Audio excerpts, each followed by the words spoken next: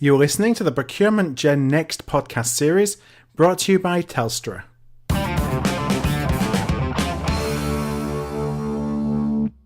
Hi there, I'm Philip Eidson, host of the Procurement Gen Next podcast, a 5-part podcast series to accompany the launch of a brand new report by Procurious, featuring career-boosting insights from over 500 global professionals. And sponsored by Telstra, this episode features my conversation with Sean Hughes, who is the Chief Procurement Officer of Telstra. And our discussion focused on change management and the evolving skill sets necessary for a procurement professional to really make a difference in their role. Sean has a deep background outside of procurement as a CFO, a CIO, and a COO, among many other leadership roles. And so in my first question, I asked Sean, from a stakeholder perspective, how he would encourage procurement professionals and leaders to think about how they can become indispensable to their internal clients. You've got to understand what your stakeholders are trying to achieve, and then how do the things that you do fit in with that agenda. So, bring a point of view to the table, have a perspective, think about, how do you help them realise the goals, targets. I mean, everyone's got goals and targets. Right. So how do you help your stakeholders understand how you can help them achieve what they're trying to get done? I think that's the key for me. It's thinking about them thinking about your stakeholders as a client, as a customer, as opposed to, somebody who is just there to help you do your job better. Exactly. I mean, if you think about the value, what are we really trying to do? I think classic procurement was very much around how do you take cost out, out? And, value for money is always going to be a very, very important part of the role, that productivity piece. It's absolutely about finding ways to sort of use the smarts of procurement. And it's much, if you think about complex ecosystems in buying today, how do you bring innovation? How do you bring those ideas to the table? How do you look at total cost of ownership, not just direct cost? And certain industries do this better than others, but it's that balance and really understanding, getting inside of what your stakeholders are trying to achieve and how you can actually bring that to market is so important.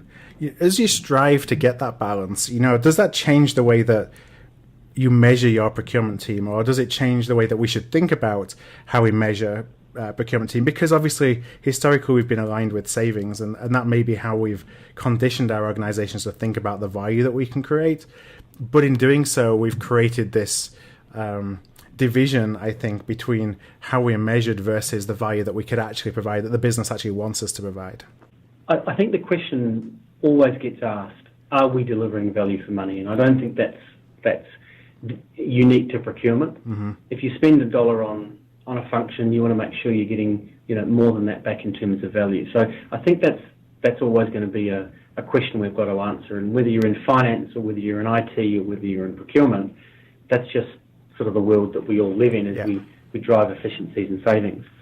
But for me, the value of, I've often seen procurement teams talk about cost avoidance. So it cost me $10 last year. It was going to cost $20. It's now going to cost $15. So we've saved $5, aren't we heroes? And with a finance executive's hat on, you kind of look at that and you say, well, hang on, it cost me $10. It's now going to cost me $15. It's gone up by 50%. How is that a saving? Yeah. And so I think understanding the stakeholders across your business and that real basic essence is so important. So that may still be a good deal to do, but when you sort of position it as a savings, when in reality the underlying cost has gone up, right? I think procurement teams lose a lot of credibility around that. And so what I think we really need to strive for is certainly how do we keep score on the value that we're actually delivering, but I think we also need to be very frank about what's the bankable savings, what's the savings that do run through the P&L that the CFO can see, for example. Right. That then actually gives more trust and confidence, I guess, in the rest of the savings that are being reported, or the rest of the value levers that are being measured, because it's one of those things, you're reporting on savings that don't exist, it kind of takes away a lot of your credibility. Exactly. And I think, one of the things I've seen done quite well in this space is when you have a finance team independently verify what it is that the procurement team say. So if there's that kind of validation of, the underlying, there's a methodology that's agreed, there's a validation of, whatever it is that the activity that you're driving. Yeah. And then there's real clarity around the things that you work on.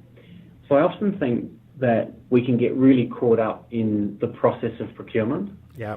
And while that's really, really important from a supply risk perspective, from managing sort of the downsides of who you acquire from, it isn't, from a business stakeholder's perspective, going to deliver value in and of itself. Mm-hmm. It's a hygiene factor, and it's super important to get right.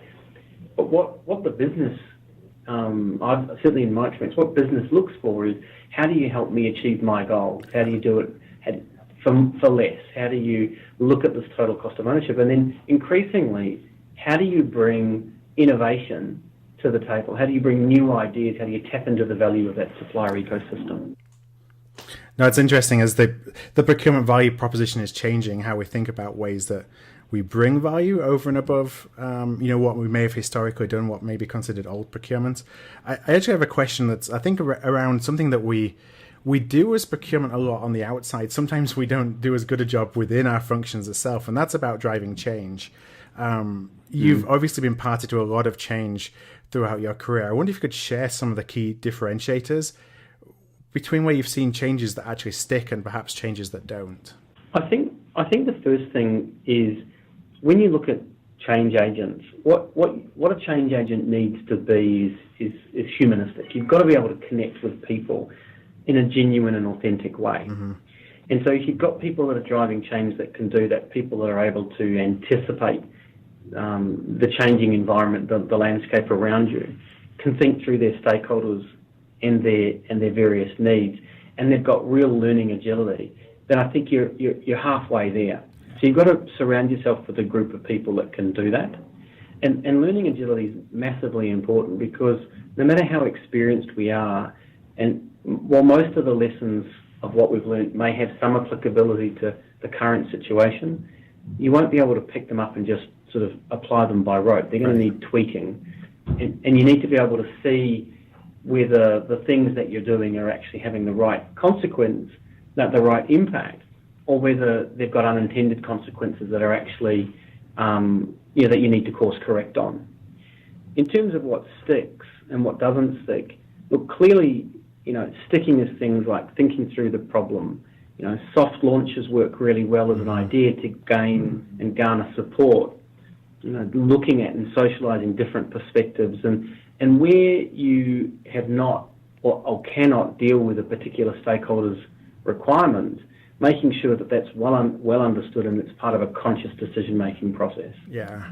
On the other side, the things that don't stick, well, where we don't engage, where you haven't well thought through what it is you're trying to get done, and the various stakeholders' perspectives. And that's particularly relevant if you're taking away a large contract from an incumbent supplier, and we just use brute strength to force it through. Where you do those sorts of things, I think you really don't get good traction, and you often find post-announcement you're starting to have to solve for problems that maybe you should have solved for before you made the decision.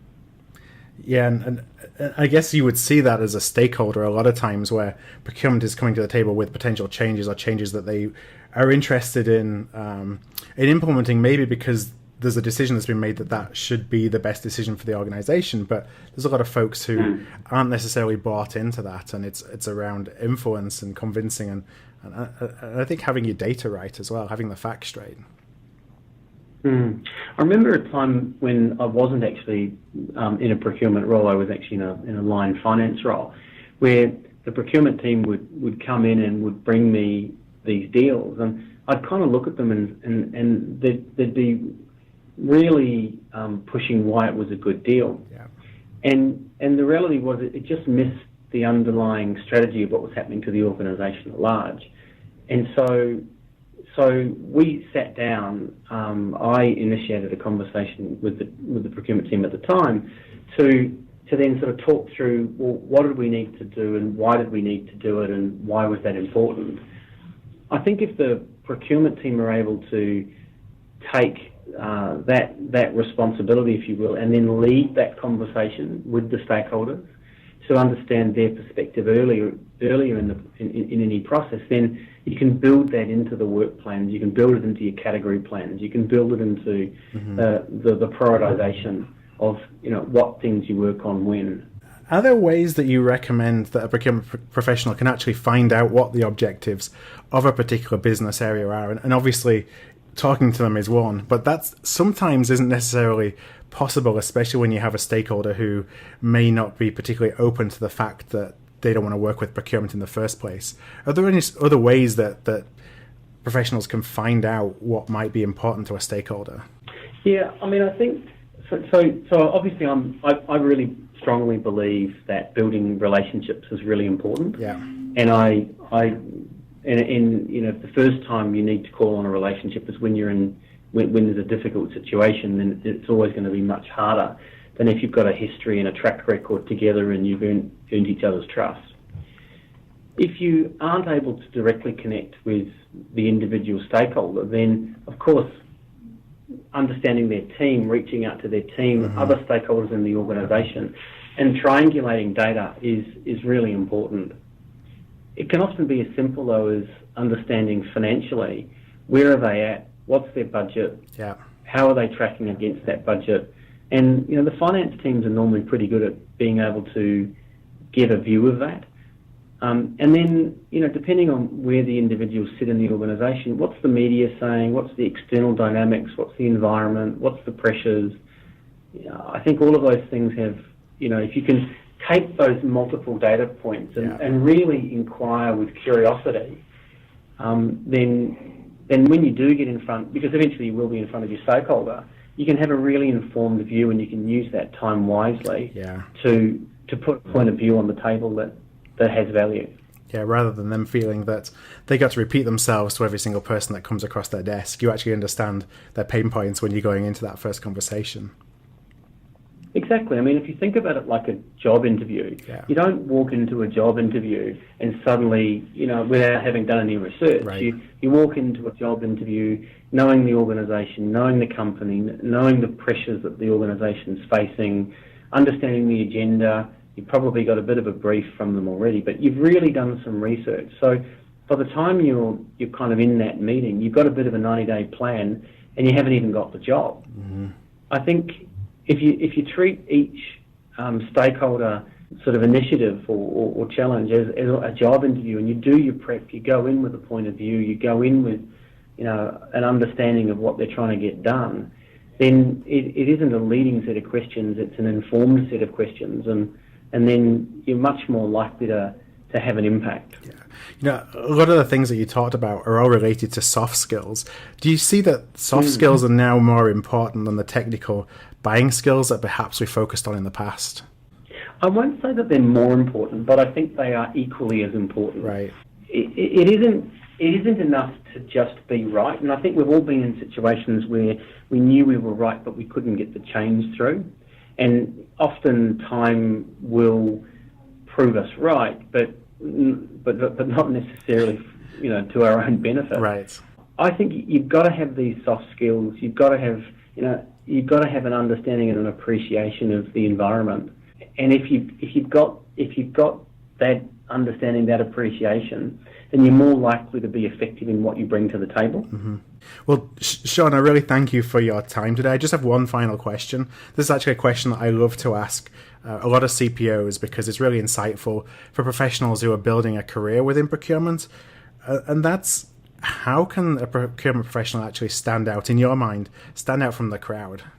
I think there's three things, and maybe not necessarily in this order, but firstly, presence. Yeah. We've all met someone who has it, right? They've got presence, they've got content, they're not afraid to have an opinion and to present it, but they do it in a really, really clever way. So I think presence is really important in knowing your space. The second thing is a point of view.